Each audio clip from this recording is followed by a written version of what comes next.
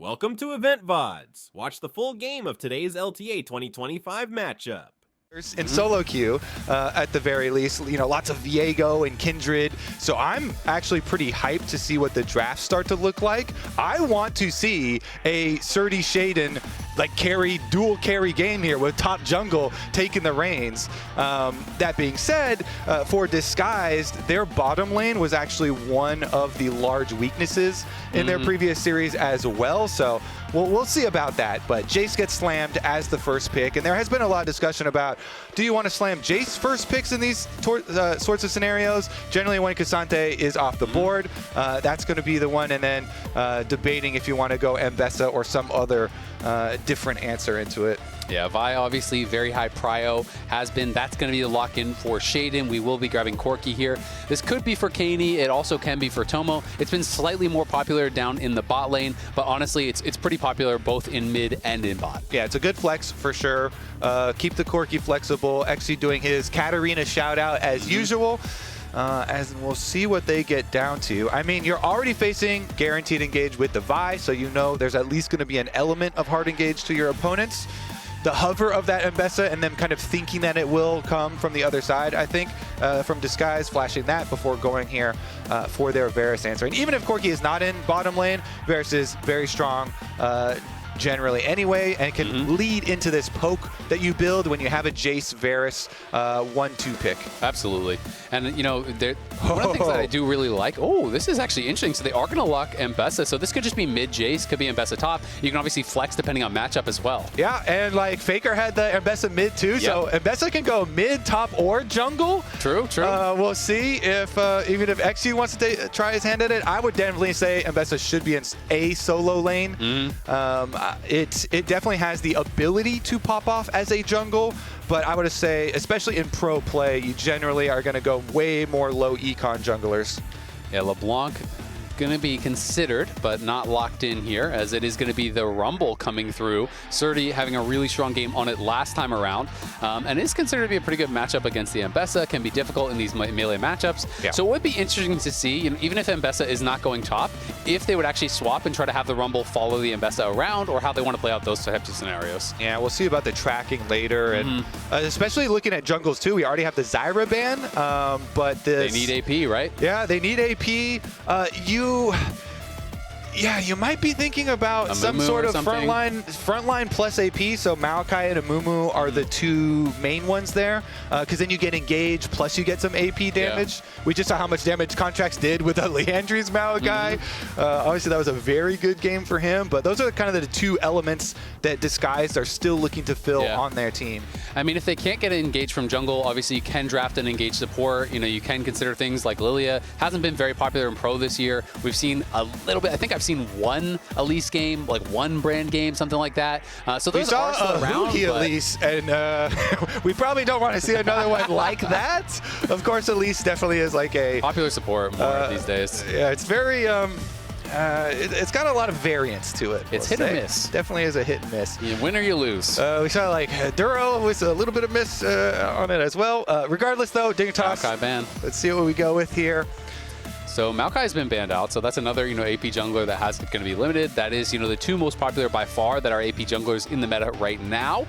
They do lock in the Orianna, so now Orianna plus Vi, obviously powerful combo. Varus going to be threatened pretty heavily by that. Also means that Corki is going to be going down towards the bot lane.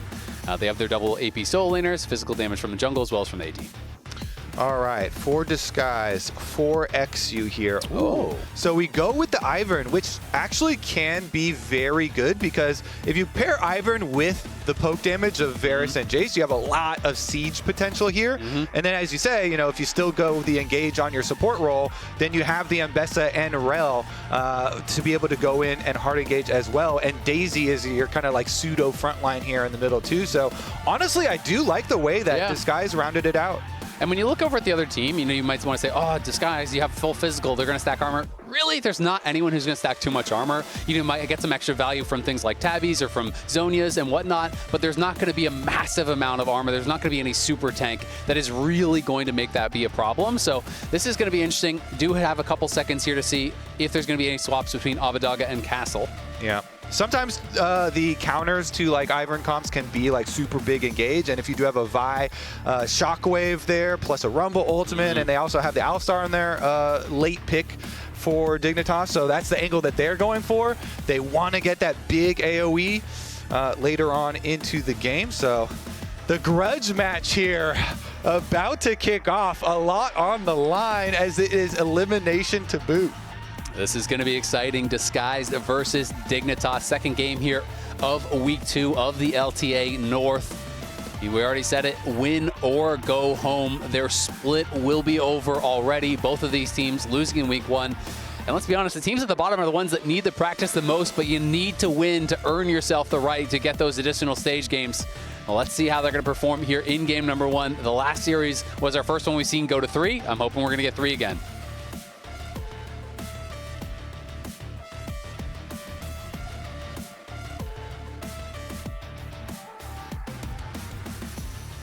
And here we go. First thing to look for, are we going to get the deep invade, looking for these lane swap wards on the other side?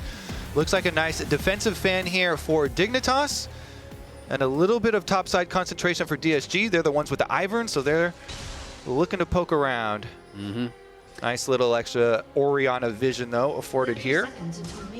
Yeah, so Abbedagge is going to be playing Grasp, and you can notice that Kaney will have the phase rush. Shaden will be able to spot this invade and should be able to back it out, avoiding that root caller coming through. And both teams just trying to get that additional info. We're going to see the counter invade on the bot side. 5 members from Disguise are top side, so Dignitas can go in and get some wards of their own. Okay, so DSG do not go deep enough to get the lane swap wards. They just get their very shallow Raptor ward here, and it's just going to be mirrored vision. XU's not the only member of Disguise, though, with a score to settle to Dignitas today. Let's take a look at what Toast had to say about them last week. Yo, Eugene, I hate Dignitas because of what they did to my boy Scara all those years ago. I remember. I'm not going to let them get away with it. Dignitas. I'ma say it. Can I say that as a team owner? Like, I'm not gonna get in trouble, right? Well, that ship has sailed, so whether or not you're getting in trouble, the man said it. He did say it. It's okay. Nobody saw it. Just gonna be front page here on broadcast. I mean, it does put so much weight behind this, though, and you can tell that since they've been talking about it for so long, it definitely is real. Now, though, into the actual game here. Just gonna have blue side starts for both junglers. Ivern, of course, just doing the channels and go collect the clears afterwards, so it's going to be reverse there. Bottom side push going quite nicely for Scary, Jerry, and Huhi down there, making the most of that early Varus pick that they had. Yeah, Abbedagge trying to push in. This is going to be difficult anytime you are playing in these melee versus ranged matchups. It's a range job to kind of chunk you out, and often, as best in this kind of matchup, you're going to have to use your health as a resource, try to push in, try to get the shove, and then reset, so you're not going to be losing too many minions. And Kaney just trying to harass as much as he possibly can. But Surdy versus Castle last week, both these guys having a big performance. You can see almost 37% of his team's damage for Castle last week. Scary Jerry did not have a good performance, and Castle was there to try to pick up the weight. He's got that Jace again. He's extremely comfortable on it. We'll see if he can have a similar performance. And the main thing is, since his jungler is Ivern doing the reverse clear, going back down towards Krugs, he is not going to have jungle pressure on top side for the early push in for that Jace. So there is, the highlight of Surdy and Shaden, these two solo queue star players on the side of Dignitas, with a Vi ending the clear on top side. Castle now goes for the ward, wants to make sure you can ward that Tri-Brush.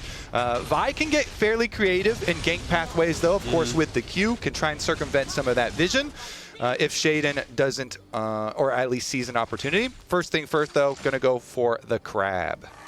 Yep, should be able to grab that, no problem. Tomo and Isles just kind of hanging on down on that bottom side as Scary Jerry and Isles trying to push this forward. Abbedagge still holding onto that potion, has been chunked fairly low, but it's kind of a battle between your health and the Orianna's mana more than anything else. And so we'll see. He is getting very low now and still not popping the potion, so I'm assuming he's going to go back to base, but does elect to actually pop it and try to stay around for one more wave. Yeah, kind of try and make the most out of his Doran shield here. Regen up under tower. Of course, the Ivern on reset with the Lucidity boots. Actually going to go topside first. So first topside gank will be to the side of DSG. Yeah, Surdy's looking like he's got nowhere to go. I don't even know if he's going to bother using the flash. Castle flashes forward. Going to be first blood grabbed for the DSG top laner. XU and Castle combine again for another first blood. That's going to be huge for him. Castle did do the early flash there to make sure that Surdy was going to have no escape. So the summoner spell advantage actually will be to Surdy now, but the first blood money going right into Castle. Full big purchase early, actually. Tier plus the boots and longsword here and refillable. Lane's going to feel quite nice on his immediate teleport back. You look at a pretty big CS advantage already for Scary Jerry and Huhi that they built up on that bot side. It is going to be teleport for the Varus, so using that for the tempo. Gets back to lane here, and you can see Tomo down a good 9 CS, so nice little bit of pressure. Scary Jerry will just push this out, back it up, and decides not to take another base, but Abbedagga teleporting back in a pretty big chunk already, and I do really like the phase rush in this kind of a matchup. You know, it is going to be so much about just spacing the Ambessa, not allowing her to connect with those abilities, and you just got back to base, you already chugged both potions. It's almost time to go home again. Yeah, the extra damage of the turret shot there, just in range of the turret shot when going for that trade, was a little bit painful. But of course, you know, he's got the Ivern who is surfing between top and mid lane right now, and XU going to continue to camp up here. Remember, still summoner spell advantage for Surdy, so does have the flash to be able to get out of this one. But XU looking for kind of counter gank positioning as well, in case Shaden does come through. Shaden trying to farm up here. Of course, Vi will be so much more potent when you get that level 6 and can actually have some kill pressure. Nice toggle by the observers there, though. XU got a little bit too close, was actually spotted by Surdy, so they have the information. Shaden going to be spotted on that ward as well, though, as Katie's fighting mid lane. The shockwave does connect, but Abbedagga going to try to look for it. Still has the ultimate available. I do believe he's holding on to it for now. XU going to be pushed back. Shaden not able to connect with the Vault Breaker. XU has the shield, will be able to survive. It's a trade of ulti just for the HP, but Kaney survives, fights his way out of the 1v2. Ooh, definitely a little bit dangerous there. And after they go back, honestly, too, Abbedagga with the Ambessa public execution ready and flash ready, maybe he'll be able to make good on the exchange, and Orianna having no shockwave, but it is at the very least going to start to cost them some grubs.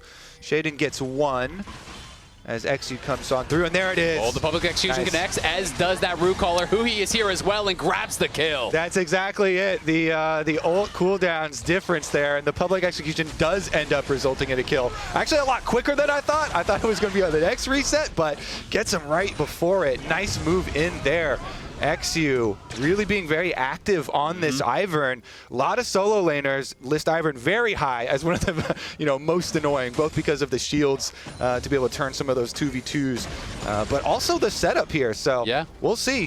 Very close to Daisy for himself too. Both junglers very, very close to their level 6s here, and maybe we'll see Shading actually be able to get something done. And it was that ward over the wall that really kind of set up Abbedagga. That was over the wall towards Raptors. That had been sitting there. They knew the XU was around, but I don't think Kaney realized he was on vision, so that public execution connected. Huhi helped to make that roam. Isles now gets the info that Huhi is around as he sees that ward going to be placed. They're trying to cover Kaney, who is a little bit vulnerable. Shaden, though, going to elect to start up this dragon. Tomo is back, has the early tabbies, so pretty defensive Corki build here early on, but XU looking like he wants to get in there and try to contest. Daisy front line is imposing. They're going to go try and push him out. Oh, they got the Corki Valkyrie already. Tomo's going to be potentially in some trouble here. Isles stepping forward. You can see the chunk, though, over on a Shaden. Shaden to go aggressive. They're trying to burst down the Ambessa. Ambessa survives, flashes out. Isles, though, trying to keep Shaden alive. Shaden's burning down and going to get sniped by Scary Jerry, who he has to flash in a retreat. Dignitas win the skirmish at the end of the day, but it is the kill going the way of DSG. All of their members do survive. Yeah, just going to be a full reset then. There's no teleport for Abbedagga, but it'll be fine. They can just have Scary Jerry take over the mid wave and then rotate on down to the bottom side. Still another one to push, so very nice stuff here for DSG in the opener, in the grudge match, getting big advantages across the map. I mean, Castle has this range versus melee matchup. They got the gank up the top side. He got first blood. They're winning out on the other side of the map in these skirmishes. And it's a much better start for Scary Jerry. Obviously, he made his debut in the LTA last week, you know, to a lot of criticism, let's be frank. But he's off to the races, had a good early lead as far as the CS was concerned, picks up a kill there, working towards his first item here pretty quickly, and has the ability to have a big impact on a game like this. There's a lot of squishy targets to hit with this lethality Varus. Yeah, definitely. As long as he can hit these Qs, which he was able to hit that snipe, finish off that extra kill here through the little skirmish. I mean, the criticism leveled at him, of course, the last series that everybody saw was his first Tier 1 series. His teammates were also talking about him being very nervous, but his damage was very, very low for an AD carry. Generally, you'll see AD carries from about 25% up to like 35, even you know, even 40 sometimes for mega carries. But this was very, very low, and it really did show up in a lot of the play too. Like you could tell, very nervous, couldn't step up. He was playing into some very threatening comps, you know, as a low mobility carry too, but is definitely going to have way better stats this time around. I can guarantee it. For your money back for series number 2. Paid nothing. Exactly. So you're getting nothing. Either way, you're not getting any money. Scary Jerry though definitely is getting some money. He got paid. He was the one to land the snipe, and being rotated into mid lane, not quite nice for him. Able to push out and prep for the next objective here, as they do turn their sights towards the vision around the second spawn. Shaden was threatening on Scary Jerry there, but XU was around and he's wrapping around behind him, so they elected not to go for it.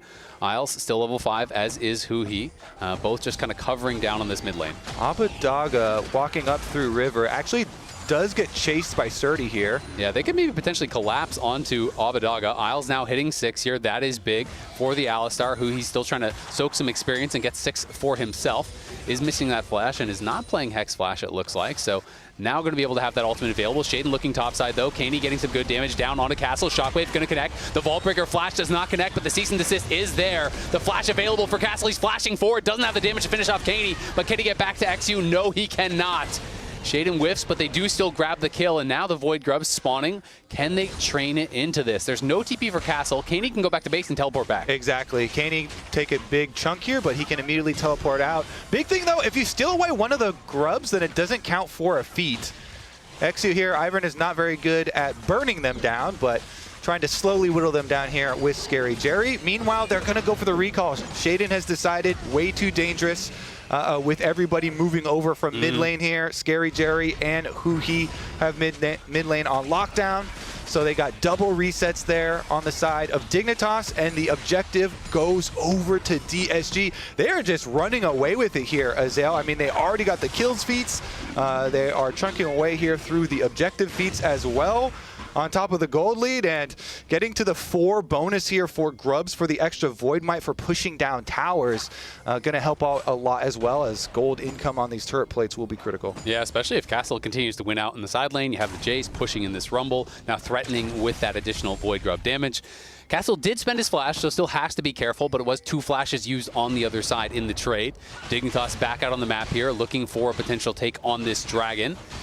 Did not grab any of them so far, so would love to be able to pick that up, as Kaney's just going to go back towards mid, hold that wave. We can see Surdy pushing in Ambessa on that top side, and it is the Corki right now matching up with the Jace, but Huhi is actually going to be shadowing that Jace, knowing that there could be someone going for him with no flash. Let's see here. Sweeper used. Creeping in. Doesn't seem like there should be any exposure here. Tomo going to play it safe. Clear wave. Move on over. Isles takes away the vision inside Dragon Pit 2. So nice little setup here from Dignitas. Trying to at least get a pocket of vision to be able to play from as Shaden comes on through. A lot of those first items now coming through here for DSG, you can see. For top lane, jungle, mid, all completing their first item.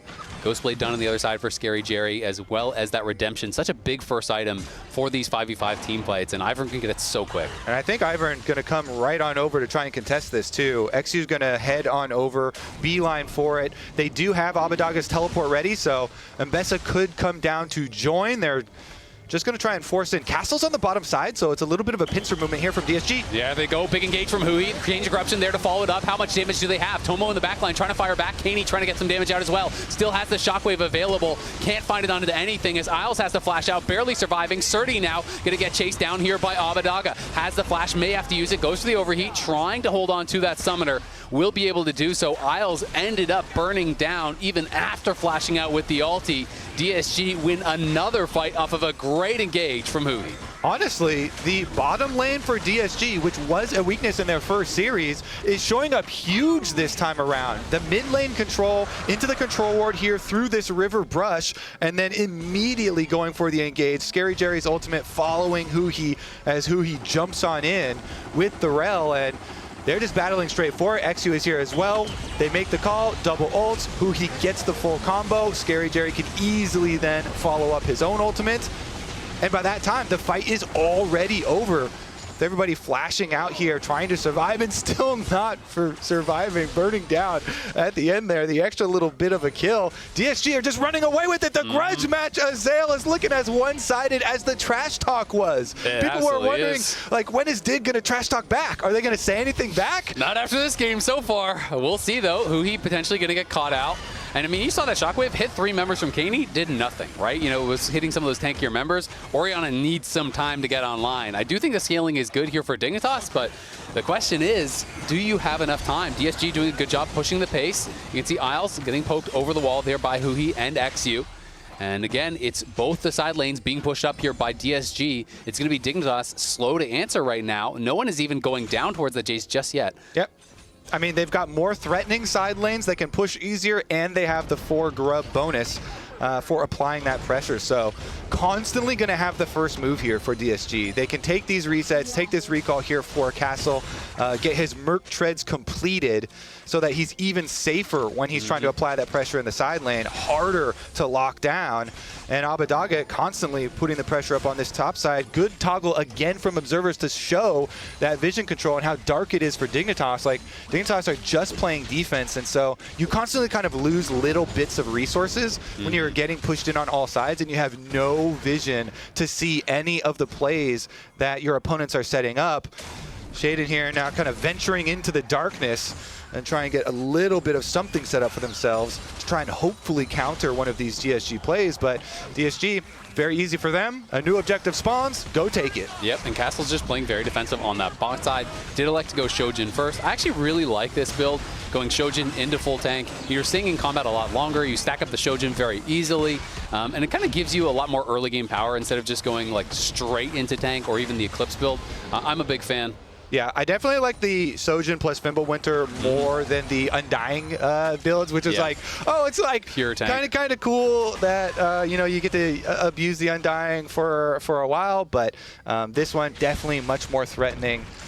Being able to play off those base damages too. And man, the Ivern just really kind of denies a lot of the comeback possibilities here for Dig. Dig are going to have to start to get creative, because when you don't have deep vision as this team, you're going to have to just move as a group. And if you're moving as a group to look for your Vi plus Orianna combination to get some big engage, then you're probably going to be giving up some resources on some other area of the map. And right now, bottom side is just getting pressured out. Yeah, Surdy's just going to have to walk this one out. He's not really in any danger of dying, but it is going to mean the tower will fall. They overload this side of the map. They push him back. They grab that first tower, and defeats of strength there are going to be grabbed up. So they have the upgraded boots. They're trying to trade back on this top side. May be able to do so, but DSG, again, coming out ahead. And the thing is, DSG have Rift Herald. There you go. Immediately they pop it, so they're going to get a 2-for-1 here on towers. Even though Orianna tries to finish up that top tower, they're going to go Rift Herald immediately into the tower and threaten them as well. Yeah, this is going to be tough. XU just drives it straight in. Surdy is moving over. Kaney now going back to base. The tower will fall. They should be able to defend the next one, as Hui's going to jump in. Yeah, okay. He thinks better of that. Shortest ride ever. Hui just called an Uber to go down the block. It's like, I can't be bothered to walk this distance. Yeah, looked like he was going to hop in and he was thinking about it, but then when you go forward with 300 health on that thing, it's just going to die. You're going to pop out in the wrong spot and maybe die yourself. So does think better of it at the end of the day. And, did not pass that driving test. No. He got in and immediately was like, where do I go? Where do I go? It's time to update that prescription. Eject. You know? We've all been there. Glasses users ourselves, you know? Yeah, very true. Very true. All right, well, honestly, the damage was already done, so it's just a bit of comedic relief here for this game, because DSG, they honestly almost have a stranglehold on this game. With the next dragon spawning, they just took both of these towers that are supposed to be the defense that Dignitas want to be able to create their play off of, but now that's us. Yeah, exactly. I love that show. It actually is a pretty good one. We'll look at getting some more warm background drop. I think you know the brick wall behind us. We'll get some flavor. It's warm enough with your bright personality, Kobe. Yeah, beautiful. Honestly, and the extra light shining off of your shiny head. Exactly. Also warms us up. There you go. It's like a heat lamp, really. You know? It actually is. You don't want to stare too closely at it. Blind yourself. Like looking at the sun. Exactly. You shine so brightly, my friend. Thank you, thank you. But we'll see, you know, if Dignitas is going to be able to find a shining light in this game. When you fall behind an Ivern, it is really tough. You kind of have to hit that critical mass where you can burst people down before they get multiple rotations of shields out, or it feels like you're always going to lose that fight. So you touched on it earlier. It always feels so hard playing against an Ivern from behind. You go in, the shield comes out, Daisy's blocking up, the redemption comes down, and you have to be able to kill someone really quick without spending too much and then just losing the subsequent fight. Yeah, the Moonstone shields on people is crazy. The Daisy life bar just walking at you. All right, let's see how they handle this, because it looks like the split push here is just going to be uncontested, as Castle on the Jace once again pushing in on top tower, and the rest of the map has 0 areas where Dignitas can apply real threat. Even though Otacon is on the other side of the map, they can't apply threat on starting it. You're just going to shred your own armor and magic resist, and then you get trapped in there. It's very hard to escape from that little corridor. So Dignitas here, they're hoping for something big. We'll see if they can actually find it. They're going to go for a big engage here onto XU. XU flashes back, but he's got nowhere to go. He's in the back of the pit. The rest of the team's coming forward. Scary Jerry getting zoned out, but Abadaga and Castle have double TV behind, and here comes Katie. He's in so much trouble, knocked down in the back line. Starting with a great equalizer across multiple members. Tomo Valkyrieing forward, trying to take out XU. Can't win the fight. Neither can Surdy. It's Dignitas falling apart, and it's DSG running them over. And that's going to be Otacon as well for DSG. XU here, very nicely done. He just creates enough distance that there's no damage follow-up on him. In Dignitas, you could tell they were feeling desperate. They just felt like we have to full send, we have to go for something, and they felt like XU attacking this ward. This double TV was so quick too. Yeah, immediate answer there. You can tell the double solo lanes come in immediately. XU though kited back away from the rest of the follow-up damage, so the Ivern was safe, and it was a really good kind of sacrificial play from Huhi. Goes in on the rail, locks them up long enough that the double solo lane teleports get there. Abadaga and Castle are able to clean up, and that's just going to be a wipe here. Dignitas kind of know it, because Otacon also going the way of DSG. It is just domination now. Yeah, they are getting crushed in this game. You know, DSG just not really giving them the time that they need to try to scale up. They haven't been able to find those proper fights, and DSG getting the better end of it, feels like every single exchange. Now a 4.5k gold lead, but they're going to be able to make that even bigger here, you have to think, with the Otacon revive. Remember, the LTA North schedule update next week. We are on Sunday only. That is going to be Sunday only, no games on Saturday. And those are going to be the final games before the teams head off to Brazil to decide those final teams that will be heading off for that America's battle. Yeah, super exciting. We're going to determine the first 2 tomorrow, and then that Sunday day you're talking about will be those remaining 2. Here's the Siege with the Ivern and with the Revive buffs from Otacon. So not a lot Dig can do. It's like, hey guys, focus on the minions, try and clear out minion wave after minion wave. Like, every minion wave we clear out, that is a dub. Like, that is a big win for us. We can beat the minions. We can't beat the champions. Yeah, but the equalizer still can threaten those minions. Try and burn the minion waves down. Try and buy yourself some time. The Otacon buff, try and time it out, is kind of the best defense in that scenario. Just try and wait out the duration of it. So hard, though. It lasts quite a long time here, and you can see Ambessa, Abadaga pushing up mid lane. They go from the tier 2 top. First wave was used on that equalizer. They take that down, but they lose the tower on the next wave. They're going to lose the mid tier 2 here as well. Castle is getting burned down. We'll see if he loses that GA. Does not look like it, and the flash going to be forced in retreat from Scary Jerry's Chains of Corruption. So 2 tier 2s grabbed very quickly, and now they're heading down towards bot. They can even use this to help grab the dragon. Yep. 57 seconds left on the spawn there, but still going to be able to push out all waves. And if we did another vision toggle, even Dignitas' own side of the map starts to get very dark and, and scary for them to go into. It's like the areas leading up to this dragon do not belong to you anymore. Tough. So honestly, at that point too, you decide, all right, are we going to just play full defense at our inhibitor towers and hope that our opponents mess up a dive and try and defend there? Or are we going to say, screw it, Hail Mary, everybody group up and just run straight into them to try and fight? I would say the higher percentage play is probably like camp on a tower or camp on a control ward, but here we go. We are just going to group up in full send. Yeah, we'll see if they can find it. Shaden going to get roomed up. Doesn't have his flash, but they won't commit to the play off of this. Surprised that they're going to come out for this dragon. I'd rather just see them back it up. The side lanes are getting pushed in. Wait for a Baron or something to contest. Yeah, it's only dragon number 3. That's why I said the higher percentage play is to try and camp on a control ward or camp on your tower and hope for an opening or mistake presented by your opponents. It looks like they will opt for that. They just made a little bit of a move here to see if they could find anyone. As the Otacon buff has fallen off. So any pick then actually would be quite meaningful, but nothing presents itself, so back to defense. Yep, going to be on the back end once again. Baron going to be spawning up here right now as we speak. Third dragon claim for DSG. Baron on the map. This is where things are going to get really, really tough. You talked about the lack of vision they have. At the very least, they did get out on the map, got a couple wards over in this Baron area. Really just the 2, I guess. But DSG now, after having pushed in that bottom side and taking the dragon, they're going to go look to try to reclaim this. And Abadaga already spots one of the wards. The second is a little bit deeper, but they have no vision on the actual pit. You know what this would be the perfect time for? I wish Toast was here today also, so we could go interview and he could start gloating after a game 1, because gloating after game 1 is content either way. Like if you smash them, then it's like, oh yeah, we started gloating, we had confidence, we're trash talking pretty early in the series. But then if they win game 1 and then lose the next 2 games, then you also get content there. That's why trash talk before the series is always the best trash talk. You can't wait to trash talk till after you beat them. He's done trash talk before, and he could do trash talk during. Sure. Yeah, at all times. That's another look as Hui's going to go in on Tomo. Tomo's going to get Chains of Corruption, Cleanse, Flash, Valkyrie, all to safety. Ignite is on him. Hui's the one in trouble right now. The Redemption coming down, trying to keep him up. He's the first to fall, but it's Castle, and it's Abadaga in the back line, and it's Dignitas getting cut to pieces. Whips and chains. Abadaga cutting him down. Surdy trying to keep the team alive here with Isles. Isles going to get a nice Q, but he's rooted up and he's going to be knocked down. Abadaga can't find anything more. The solo laners will survive, but everyone else falls, and it's just in trade for the Rel. Yeah, they're like, you know what? Hui's position in this match is to sacrifice for the duration of our double teleports to come in.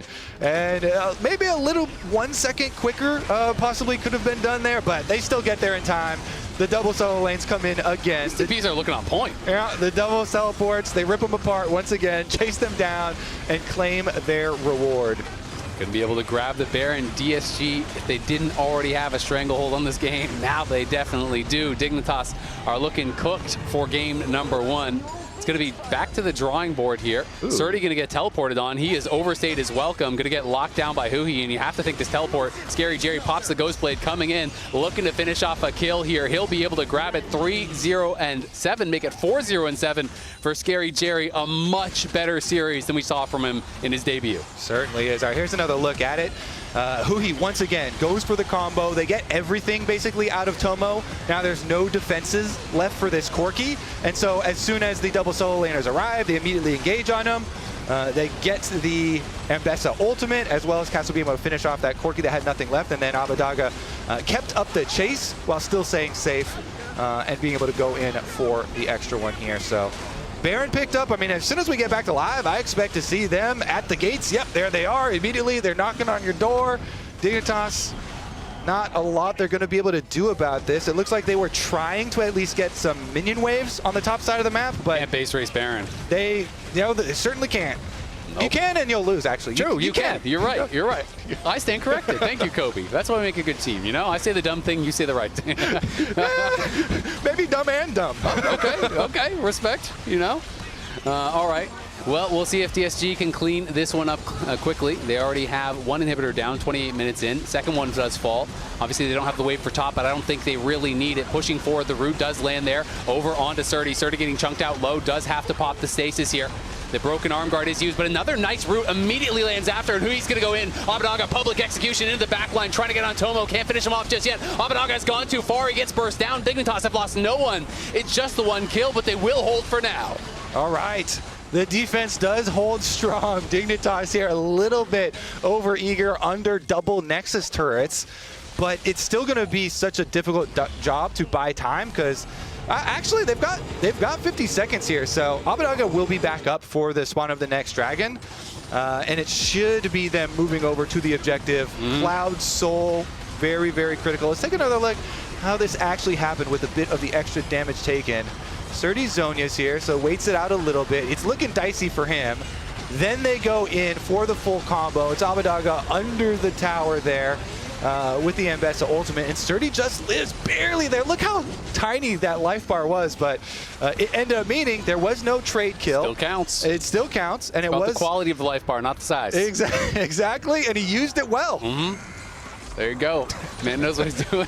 We'll see if Dignitas can find a way to make a miracle happen here. Down nearly 10,000 gold. Hui with a good spot here. Spots out Surdy. And Tomo, and it's going to be tough for him to move in. They are going to find Hui, but it's going to be Surdy looking to get engaged on. Shattering Strike does connect, but no more than that. And look at these arrows are just crushing Kaney. Already down to half health. Yeah, we're really rough Back to again. base. I mean, they're only gonna have one Nexus turret to make their defense this time around, but better than taking like a 0% chance fight here, walking in to contest the Dragon Soul. So that is going to be Cloud Soul picked up for DSG. They can walk even quicker over to the top lane to finish on pushing it in. I would assume that they want to go for a triple inhib ending since they already gave up one Nexus push. Generally, after you die one time and get kind of pushed back off on one Nexus push, gonna go a little bit safer next time around. So yep, heading up top side, push that wave in, go grab the third inhib, and here we go. Dignitas, can you find another angle? One bright spot, 3 items now for the Corki as well as for the Orianna, and Orianna just hit level 16. So you have the max rank ulti, you have the Void Staff completed. Obviously would love a Death Cap or something behind that, but you know, there is some real threat if they can find the backline, but that is a very big if, and they still have to deal with XU here, who is going to be keeping those carries as safe as he possibly can, and he's got a Mage Eyes.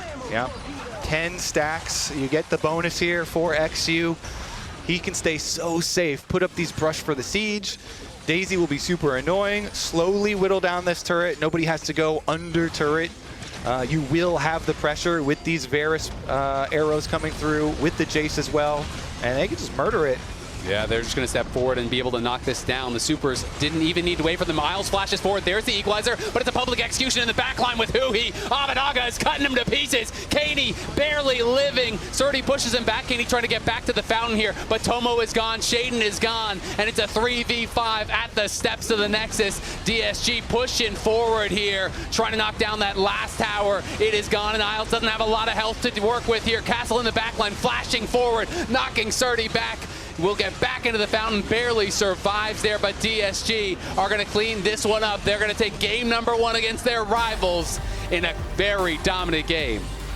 Yeah, let's get like a little post-game 1 interview.